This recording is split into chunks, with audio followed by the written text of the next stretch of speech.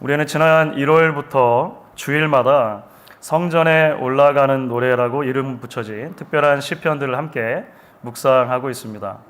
시편 120편부터 134편에 이르는 15개의 시들, 어떻게 한 사람의 신앙에 출발하는가로부터 시작을 해서 신앙의 길을 가는 동안에 그 순례자를 붙들어줄 각종 영적 주제들이 함께 담겨 있는 것을 보았습니다. 그래서 우리가 이 시들을 읽을 때 예수님 안에서 하나님의 자녀로 부름받아서 신앙의 여정을 시작하게 된 우리가 한 방향을 향해서 오랜 순종을 하기 위해 어떻게 그 길을 걸어가고 나아갈 것인가 꼭 기억하고 붙들어야 할 진리들을 만나보게 되는 것이죠. 우리가 지난 몇 주 동안 살펴봤던 주제들이 이런 것들이었습니다. 안전, 예배, 섬김, 도움, 평강, 이런 주제들을 같이 나누었죠. 롤러코스터와 같은 우리 굴곡진 순례길을 가는 동안에 하나님만이 성도의 삶을 든든하게 붙들어 주시는 안전장치가 되신다라고 하는 이 사실, 도움이고 평강의 근원이 되신다라고 하는 이 사실이 우리에게 깊은 위로와 소망으로 다가왔었습니다. 동시에 우리가 그런 하나님을 예배하는 자리로 부름받았다는 것, 그런 하나님을 섬기며 공동체를 섬기는 자리로 부름받았다라고 하는 것이 우리에게 격려와 도전의 말씀으로 다가오기도 했습니다. 오늘 우리가 함께 읽은 시편은 126편 말씀입니다. 이제 우리가 함께 읽은 이 시에는 그처럼 하나님을 섬기면서 하나님을 붙들고 살아가는 순례자들의 삶 가운데 가장 특징적으로 나타나는 그 중요한 정서적인 요소가 있다는 것을 말해줍니다. 그 정서적인 요소가 바로 기쁨이라고 하는 요소가 됩니다. 시인이 오늘 함께 읽은 시를 보시면 2절에서 이렇게 말하는 대목이 있죠. 우리 입에는 웃음이 가득하고 우리 혀에는 찬양이 찼었도다, 이렇게 말합니다.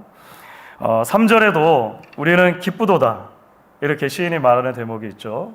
그리고 5절과 6절에도 보시면 기쁨이라고 하는 단어가 계속 반복되는 것을 보게 됩니다. 그러니까 오늘 이 시를 통해서 전체적으로 가장 도드라지고 가장 강조되어지는 어떤 주제가 있다면 기쁨이라고 하는 주제라고 하는 것입니다. 그렇습니다, 여러분. 기쁨은 그리스도인의 삶에 나타나는 대단히 중요한 표지가 되고 특징이 됩니다. 때로 끝이 보이지 않는 것 같은 그런 지루한 인생일 때도 있고, 우리가 지난 시리즈들에서 살펴봤던 것처럼 마치 롤러코스터 같은 굴곡들이 있고 때로 돌뿌리들이 붉어져 있어서 그것에 걸려 넘어지기도 하는 인생이 맞지만, 신앙의 길에 들어서는 성도들에게는 변하지 않는 사실이 하나가 있는데 그들 가운데 기쁨이 있다는 것입니다. 성도의 마음을 지배하는 정서가 있다면 즐거움이 있다라고 하는 것이죠. 그래서 바울이 성령의 9가지 열매, 저희가 이제 온가족 예배를 드릴 때마다 쭉 살펴봤었는데요. 성령의 9가지 열매를 기억해 보시면 두 번째로 꼽는 것이 희락이었습니다. 사랑 다음에 희락, 기쁨을 꼽았죠. 빌립보서 4장 4절을 보시면 바울이 이렇게 말하기도 합니다. 여러분 같이 한번 읽어보도록 하겠습니다. 주 안에서 항상 기뻐하라. 내가 다시 말하노니 기뻐하라. 사랑하는 여러분, 한 주간 동안 어떠셨습니까? 지난 한 주간 사시면서 우리 시인의 고백처럼 여러분의 입에 웃음이 가득하고 혀에는 찬양이 넘치는 그런 주간이었는가? 우리는 잠시 멈추고 생각을 해보게 됩니다. 오히려 우리에게 짜증과 찡그림이, 불평과 불만이 지배적이지 않았는지 돌아보게 되는 것이죠. 바울이 말한 것처럼 주 안에서 항상 기뻐하는 삶이셨습니까? 아니면 이 세상 속에서 쉼 없이 불안해했던 그런 삶이셨습니까? 지난 한 주간 돌아볼 것도 없이 지금 어떠십니까? 지금 예배하는 이 순간 우리 마음속에 여러 감정의 구슬들이 있다면 가장 위에 기쁨이라고 하는 것이 있어서 언제라도 이렇게 끄집어낼 수 있는 그런 상태라고 생각이 되시는지, 아니면 우리 안에 실망이나 우울이나 분노나 실증 같은 수많은 다른 감정들 있어가지고 한참 동안 뒤적뒤적거려야 저 밑에 가라앉아 있던 기쁨이라고 하는 단어를 겨우 끄집어 올려낼 수 있는지 한번 생각을 해보는 것이죠. 오늘 우리가 이제 시편 126편을 통해서 이 시인이 노래하는 기쁨이라고 하는 주제를 조금 더 자세하게 들여다보면 좋겠다 싶습니다. 시인에게 무엇이 그 기쁨을 가져다 주는 가장 근본적인 원동력이 되는 것인지, 그 기쁨이 시인의 삶 가운데 어떻게 구체적으로 적용이 되는지, 이러한 부분들을 함께 나눠보면서 다시 한번 우리 안에도 하나님께서 주시는 참 기쁨이 깃들 수 있기를 바라고 지속적으로 그 기쁨을 누릴 수 있게 되기를 함께 소망할 수 있으면 좋겠습니다. 오늘 먼저 우리가 시인의 고백을 통해서 기억해야 할 것은 성도가 누리는 기쁨의 근원과 관계된 것입니다. 근원. 이것은 신앙의 길에 들어선 성도의 삶에 넘치는 기쁨이라고 하는 주제를 이야기할 때 우리가 절대 놓쳐서는 안 되는 주제다 이렇게 생각을 합니다. 그것은 바로 성도의 기쁨의 근원은 하나님께서 주시는 구원에 있다는 것입니다.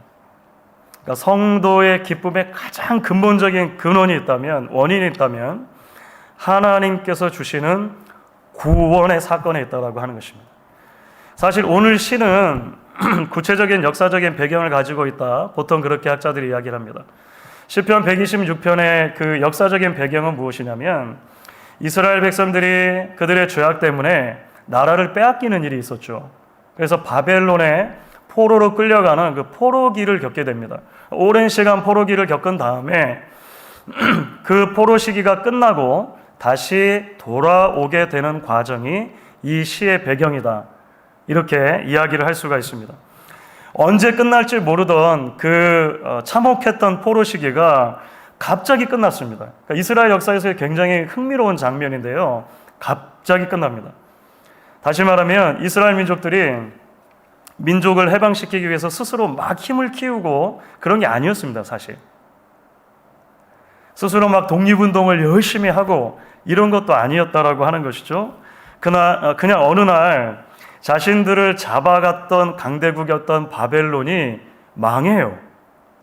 그리고 뒤를 이어서 페르시아, 성경에서 바사라고 부르는 페르시아 제국이 갑자기 들어섰습니다. 그러더니만 페르시아 제국의 첫 번째 왕이었던 고레스 왕이 유대 민족을 해방시켜 줘 버렸어요. 어느 날 갑자기 다 포로로 잡혀있던 이스라엘 백성들 고향으로 돌아가세요, 이런 칙령을 발표하게 된 것입니다. 그러니까 이스라엘 백성들의 입장에서 보면 너무도 갑작스럽게 준비를 한 게 아니에요. 자신들이 노력을 한 게 아니라는 것이 중요합니다. 어느 날 갑자기 해방의 사건, 구원의 사건을 경험한 것입니다. 그래서 이런 맥락 안에서 오늘 1절과 2절을 읽으면 굉장히 흥미롭죠. 1절과 2절 여러분 같이 한번 읽어보도록 하겠습니다. 여호와께서 시온의 포로를 돌려보내실 때에 우리는 꿈꾸는 것 같았도다. 그때에 우리 입에는 웃음이 가득하고 우리 혀에는 찬양이 찼었도다. 그때에 문나라 가운데서 말하기를 여호와께서 그들을 위하여 큰 일을 행하셨다 하였도다. 말씀드린 것처럼 준비된 상태가 아니었어요. 갑작스럽게 해방이 이루어졌습니다. 갑작스럽게 구원을 경험했습니다. 그래서 그게 너무 기쁘고 너무 좋은 거예요. 이게 꿈인가 생신가, 이런 말이죠. 이게 꿈인가 생신가 생각했다라고 하는 것입니다. 연로하신 저희 성도님들 가운데 일제강점기 또 한국 전쟁 시기를 지나셨던 분들도 계십니다. 그렇죠.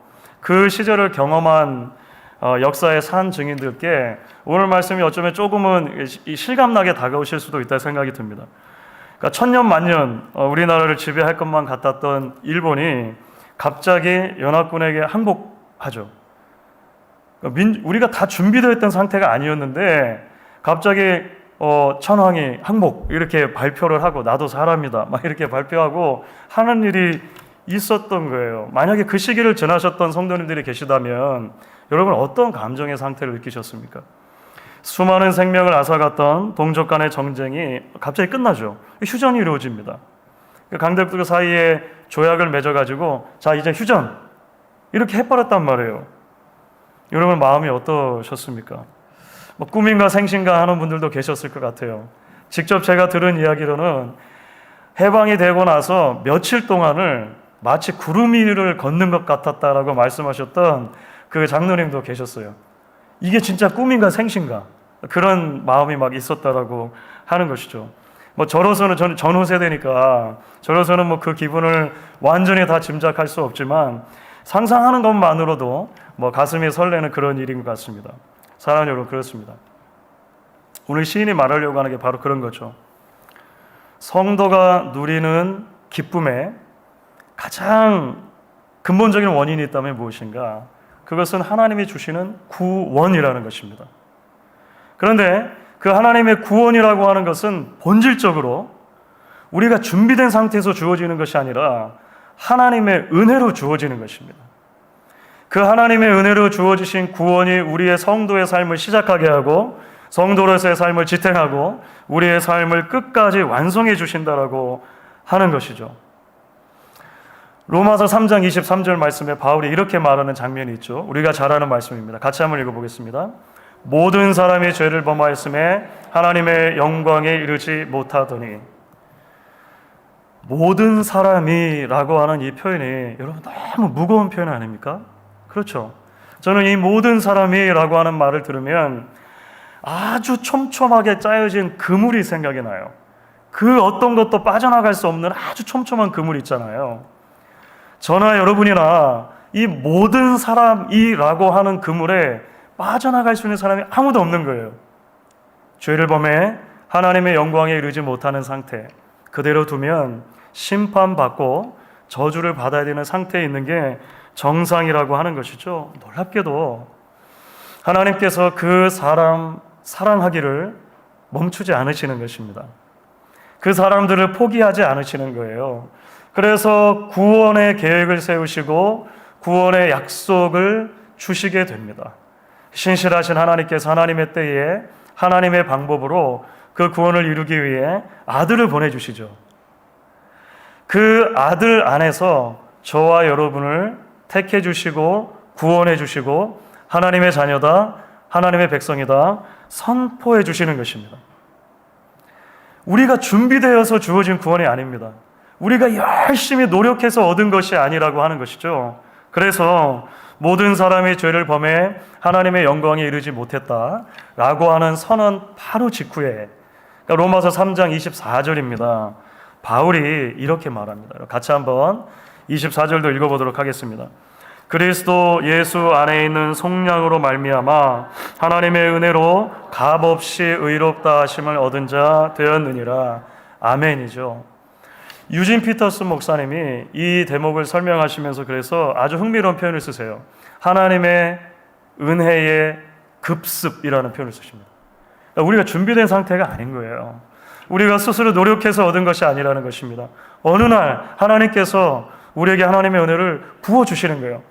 은혜가 급습한 사건이죠. 그러니까 기쁜 것입니다. 그러니까 너무나 좋은 것이죠. 여러분, 이런 말이 있습니다. 하루를 기분 좋으려면 이발을 해라. 어디선가 들어보신 것 같으시죠? 일주일을 기분 좋으려면 자동차를 사라. 한 달을 기분 좋으려면 집을 어떻게 하셨어요? 1년을 기분 좋으려면 결혼을 해라. 그래도 결혼이 제일 같아요. 그러니까 이게 무슨 말이냐면 모두 좋고 다 기쁜 일이죠. 기분 좋고 우리가 리프레시 할 수 있는 일들이지 않습니까? 좋은 일이죠. 그래서 이런 모든 일이 생기면 우리가 막 축하하고 그러는 게 맞습니다. 그렇죠? 그런데 일시적인 기쁨을 준다라고 하는 의미도 그 안에 포함되어 있는 것 같습니다. 그렇죠? 아무리 세상에서 좋은 것도 시간이 흐르면 때묻는 때가 온다는 것입니다. 더 이상 좋아지지 않는 것처럼 여겨지는 때, 실증나는 때, 잊혀지는 때가 온다라고 하는 것이죠. 유한한 것이기 때문에 그럴 거예요. 하지만 여러분, 놀랍게도 성도들에게는 평생을 두고 그 기쁨을 유지할 수 있는 기쁨과 즐거움, 자유함의 원동력이 있다는 것입니다. 바로 예수님 안에서 주신 구원이라고 하는 원동력입니다. 이 구원의 확신이 여러분들에도 있기를 바랍니다. 그 구원이 주시는 기쁨, 세상이 이해할 수 없고 세상이 줄 수도 없는 참된 기쁨이 여러분에게도 있기를 소망합니다. 그렇다면 여러분, 좀 더 구체적으로 하나님의 구원이라고 하는 주제가 성도의 기쁨이라고 했을 때 그것이 정말로 의미하는 바가 무엇일까요? 그러니까 구원이 일시적이지 않은 기쁨, 영원한 기쁨을 성도에게 준다라고 하는 것이 조금 더 구체적으로 뭘 의미하냐는 것입니다. 마치 곰탕을 끓이듯이 우리가 계속 울고 먹을 수 있다 이런 뜻일까요? 아니면 부적 사용하듯이 우리가 무슨 일이 있을 때마다 구원 여기도 붙이고 저기도 붙이고 이렇게 할 수 있다는 의미일까요? 그런 것은 아닌 것 같아요. 사실 오늘 시 속에 이것과 관련된 내용이 담겨져 있는데요. 성도에게 구원의 기쁨이 구원이라고 하는 것이 기쁨의 근원이 되는 가장 근본적인 이유는 하나님께서 우리에게 은혜로 주시는 구원 자체가 가지는 과거와 현재와 미래적인 성격 때문에 그렇습니다. 하나님의 구원이 일시적이 아니라고 하는 말은 그 구원이 과거와 현재와 미래 전부를 포괄하는 영역이라고 하는 것이죠. 사실 오늘 본문을 우리가 자세하게 읽다 보면 이 기쁨이라고 하는 주제와 관련해서 1절부터 6절까지 시제의 변화가 있다는 것을 보게 됩니다. 그러니까 시제가 이렇게 흘러가는 것을 보게 돼요. 먼저 1절과 2절에 나타난 기쁨은 사실 과거적인 구원 사건과 관계가 됩니다. 그 포로를 풀어주신 사건을 기억하는 거예요. 1절, 2절을 보시면 이렇게 돼 있죠. 우리가 꿈꾸는 것 같았도다. 그때에 우리 입에는 웃음이 가득하고 우리 혀에는 찬양이 찼었도다. 그러니까 시제 자체가 과거로 되어 있는 거예요. 하나님께서 우리에게 베풀어 주신 그 구원을 생각하면서 와, 그때 우리가 꿈꾸는 것 같았지, 이렇게 말하는 거예요. 그런데 그 하나님의 구원은 과거로 끝나지 않습니다. 3절 말씀은 이렇게 되어 있죠. 3절 같이 한번 읽겠습니다. 여호와께서 우리를 위하여 큰 일을 행하셨으니 우리는 기쁘도다. 여기서 말하는 기쁨은 현재형으로 주어져 있습니다. 하나님께서 여전히 지금도 그 구원 사건 안에서 우리를 새롭게 하시는 큰 일들을 이루어 주신다는 거예요. 지금도 여전히 살아서 하나님께서 우리 삶의 구석구석을 들여다보시고 지켜 보호해 주신다라고 하는 것이죠. 그래서 지금 기쁜 것입니다. 하지만 여러분, 오늘 말씀 보시면 여기서 끝나는 것도 아닙니다. 미래적인 기쁨이 있다는 거예요. 과거에 함께 하셨던 하나님, 지금 역사하시는 그 하나님께서 미래에도 함께 하시기 때문입니다. 그래서 5절, 6절을 보시면 이 구원의 기쁨에 관련된 것이 미래적인 시제로 주어져 있죠. 5절, 6절 다시 한번 읽어볼까요? 눈물을 흘리며 씨를 뿌리는 자는 기쁨으로 거두리로다. 울며 씨를 뿌리러 나가는 자는 반드시 기쁨으로 그 곡식단을 가지고 돌아오리로다. 미래적인 것이죠. 2차 세계대전 막바지에 있었던 일이라고 합니다. 전쟁 고아들이 많이 생겼죠. 그래서 그 전쟁 고아들이 생기면서 연합군이 고아들을 이렇게 잠시 수용할 수 있는 막사를 짓게 됩니다. 그리고 그 막사에서 아이들이 자게 하고 식사도 제공을 해주는 거예요. 거기서 보호를 받으면서 고아들이, 전쟁 고아들이 자라게 됩니다. 그런데 어느 날 장교들이 밤 늦은 시간인데 여전히 아이들이 대부분 잠을 이루지 못하고 눈을 말똥말똥 뜨고 있다는 것을 보게 된 거예요. 그래서 아니, 하루에 계속 밥을 먹여주기도 하고 또 잠자리도 있는데 왜 아이들이 잠을 잘 자지 못하는가, 이제 고민을 하면서 심리학자들하고 상담을 하게 됐다는 거예요. 그래서 심리학자들이 이런 제안을 하게 됩니다. 밤에 아이들을 잠자리에 누일 때 그 통로를 돌아다니면서 아이들 손에 빵을 하나씩 쥐어주라는 거예요. 아이들 손에 빵을 하나씩 쥐어주라. 그 다음에 어떤 일이 났을까요? 아이들이 밤에 빵을 손에 쥐는 순간 잠을 자는 거예요. 이상하죠? 왜 그럴까요? 전쟁통이다 보니까 내가 오늘 하루 한 끼를 먹었든 세 끼를 먹었든 내일 또 내 손에 빵이 있으려는 보장이 없는 거예요. 부모를 잃어버렸잖아요. 인생 자체가 불확실하고 두려운 거예요. 잠을 이루지 못하는 거죠. 내 손에 빵이 주어지는 순간 그래도 내일 아침에 눈을 떴을 때 먹을 음식이 있구나, 이걸 생각하면서 잠을 이루더라 라고 하는 거예요. 여러분, 우리가 이 땅을 살면서 불안과 염려에 빠지는 이유가 무엇입니까? 가장 근본적인 것은 인생의 불확실성 때문에 그런 것이죠. 우리가 인생에 얼마를 살았던지 간에 여기 앉아 계신 여러분들 모두에게 내일은 한 번도 살아보지 못한 미지의 영역입니다. 내가 인생을 10년 살았건 80년, 90년 살았건 내일은 여전히 우리 모두가 다 한 번도 가보지 않은 미답지라고 하는 것이죠. 지금은 모르지만 내일 내 손에 빵이 없으면 어떡하나라고 하는 이 불안감이 우리의 기쁨을 빼앗아가는 사실은 굉장히 근본적인 원인이 됩니다. 성경은 많은 경우에 그래서 기쁨과 슬픔을 비교하기보다 기쁨과 염려를 놓고 비교하는 거예요. 염려하지 말라고 하는 말씀이 360번 이상 나오는 이유가 바로 그것입니다. 우리가 염려하지 않을 수 있는 이유가 무엇입니까?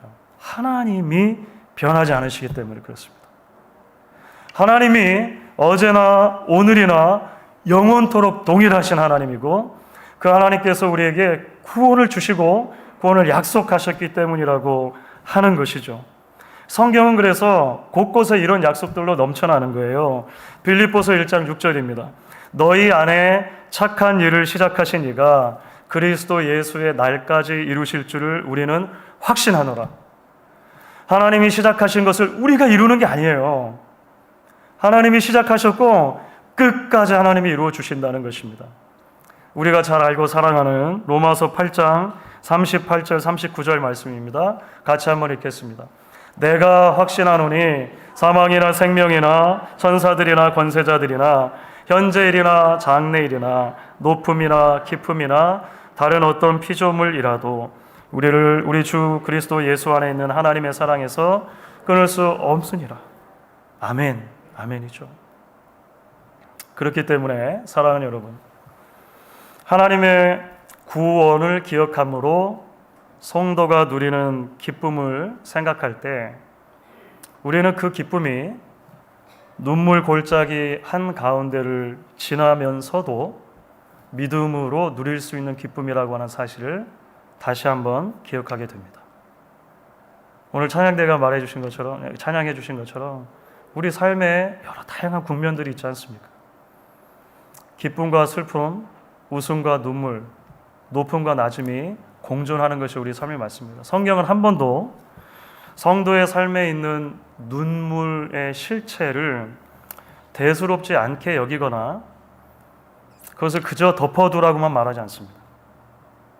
오히려 성경은 놀랍게도 눈물 골짜기를 지나면서도 소망과 기쁨으로 그 길을 걸어갈 수 있는 그것이 믿음이다라고 우리에게 설명을 합니다.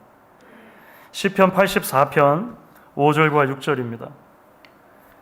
주께 힘을 얻고 그 마음에 시온에 데려가 있는 자는 복이 있나니 그들이 눈물 골짜기로 지나갈 때에 그곳에 많은 샘이 있을 것이며 이른 비가 복을 채워주나이다. 아멘. 여러분, 그 독특한 질병 중에 무통증이라고 하는 질병이 있습니다. 무통각증이라고 부르기도 해요. 말 그대로 통증을 느끼지 못하는 질병이죠. 그러니까 통증을 전달해주는, 뇌까지 전달해주는 그 신경회로가 손상되거나 끊어졌을 때 그런 것입니다. 생각해보면 통증을 느끼지 못하면 참 좋겠다 이런 생각도 들긴 합니다. 병원에 가셨을 때 대부분 가장 어려운 질문이 그거잖아요. 오늘 페인 레벨이 얼마나 되세요? 자, 1부터 10까지. 저는 이게 너무 어려워요. 이게 너무 주관적이잖아요. 1부터 10까지. 2하고 3하고 뭐가 다릅니까? 그렇죠? 그러니까 이게 우리가 차라리 통증을 느끼지 못하면, 그러니까 미국은 굉장히 그 통증에 민감하고 통증을 다스리는 걸 중요하게 생각하니까 통증을 아예 느끼지 못하면 뭐 좋겠다 이런 생각을 하는데, 사실 여러분 아시는 것처럼 이 무통증 굉장히 위험한 질병이죠. 굉장히 위험한 질병입니다. 왜냐하면 내 몸은 실제로 상하고 있는 거예요. 내가 피가 철철 나기도 하고 뭐 뜨거운 불에 대기도 하지만 통증을 느끼지 못하기 때문에 더 큰 손상이 내 몸에 임할 수 있는 거잖아요. 그래서 무통증은 심각한 병이 됩니다. 사랑하는 여러분, 성도들이 눈물 골짜기와 같은 인생길을 지날 때 기뻐할 수 있다. 이렇게 사실 성경이 말하잖아요. 이것은 우리가 영적인 면에서 무통증을 말하는 것은 아닙니다. 만약에 그렇게 가르치는 사람이 있다면 잘못된 것입니다.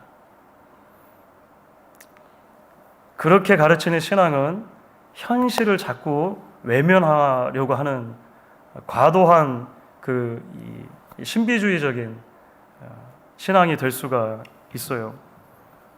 성경은 항상 아픔을 아픔대로 직시하게 합니다. 예수님도 배고프셨고, 예수님도 아프셨고, 예수님도 우셨습니다. 고난을 고난으로 직시하는 것이죠. 눈물을 흘리며 씨를 뿌려야 할 순간들이 있다라고 성경이 말하는 거예요. 그러나 그런 아픔의 시간을 지나지만, 그것이 아픈 것이 맞지만, 시인은 확신을 가지고 우리에게 다시 한번 다가와 이야기하는 것입니다. 그럼에도 불구하고 변하지 않는 사실 하나가 있다는 것입니다. 그것을 기억하라는 것이죠. 나를 사랑하시고 나를 구원하시려고 자신의 아들을 보내주신 그 하나님의 은혜의 구원 사건이 변하지 않는 거예요. 이 변하지 않는 것 때문에 우리가 고난의 시기를 지난다 하더라도, 눈물 골짜기를 지난다 하더라도 여전히 소망 가운데 하나님을 바라볼 수 있다는 것이죠. 그래서 시인이 이렇게 노래하는 것입니다. 눈물을 흘리며 씨를 뿌리는 자는 기쁨으로 거두리로다 말하는 것입니다. 로마서 5장에서 바울이 말한 것과도 일맥상통하죠. 바울이 로마서 5장 3절 4절을 보시면 이렇게 말합니다. 우리가 환난 중에도 즐거워하나니 이는 환난은 인내를, 인내는 연단은, 연단은 소망을 이루는 줄 알미로다. 여러분, 지난 수요일 너무 갑자기 비가 많이 오고 좀 위험해질 수 있다고 생각해가지고 제가 수요 예배를 캔슬하는 일이 있었는데, 지난 수요일이 무슨 날이었는지 혹시 아십니까? 맞습니다. 수요 예배를 캔슬한 날이 아니고 애쉬 웬스데이, 재의 수요일이라고 부르죠. 재의 수요일. 재의 수요일은 그날부터 시작해서 부활절까지 이르는 40일의 기간을 사순절로 기억하는 첫날이 이제 재의 수요일이 됩니다. 그리스도의 고난과 죽으심에 대해, 부활에 대해 우리가 더 깊이 묵상하고 기억하는 절기를 지나는 것이죠. 그렇습니다, 여러분. 이게 웬 은혜입니까? 이게 웬 사랑입니까? 받을 자격이 없는 우리, 준비가 하나도 되어지지 않는 우리, 구원을 주시려고 하나님의 아들 예수님께서 이 땅에 오시고 고난받으시고 죽으신 것입니다. 부활하신 것입니다. 그 구원이 오늘도 신앙의 순례길을 걸어가는 저와 여러분의 발을 붙들어 주실 수 있기를 소망합니다. 그 구원이 어떠한 인생의 굴곡을 지나더라도 아무도 빼앗아 갈 수 없는 하늘의 기쁨과 즐거움과 자유함을 저와 여러분의 심령 가운데 부어주시기를 주의 이름으로 간절히 축원하겠습니다.